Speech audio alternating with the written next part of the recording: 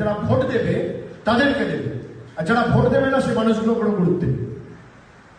মানে আমি বিজেপির তল্পি বাহকতা করবো, তারপর আমি পরিষেবা পাবো। মমতা বন্দ্যোপাধ্যায় সেই নীতিতে বিশ্বাস করেন।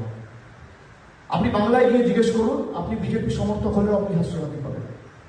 আমি ত্রিপুরায় সেটাই বলে দিয়ে যাচ্ছি যে আপনি যে রাজনৈতিক দল করুন না কেন, আপনি যে ধর্ম করুন না কেন, আপনি যে রাজনৈতিক দলের সাথে যুক্ত থাকুন না কেন, জাতি বর্গ বর্ণ দলমত নির্বিশেষে মমতা বন্দ্যোপাধ্যায় উন্নয়নের প্রকল্প আপনার বাড়িতে পৌঁছবে।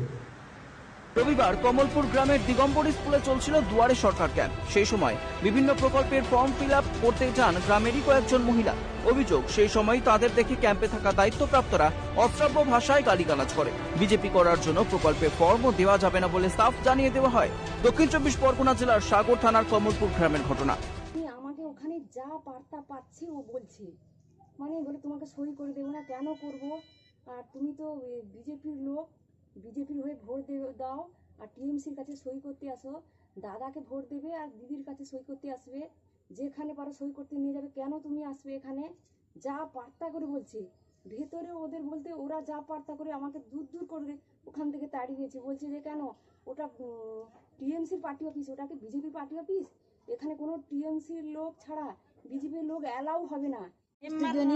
সই করতে গেছিলাম, ওর স্বামী স্ত্রী দুলোক আমাকে বসিয়ে রেখেছে 1 ঘন্টা খানি, দিয়ে যা পাত্তা কথা তো যাচ্ছে কেন না আমি বিজেপি করি, বিজেপি লিডারে মহিলা সমিতি আমার নাম আছে, আমাকে অনেক রকম কথা ওখানে বসে আমাকে ঝাল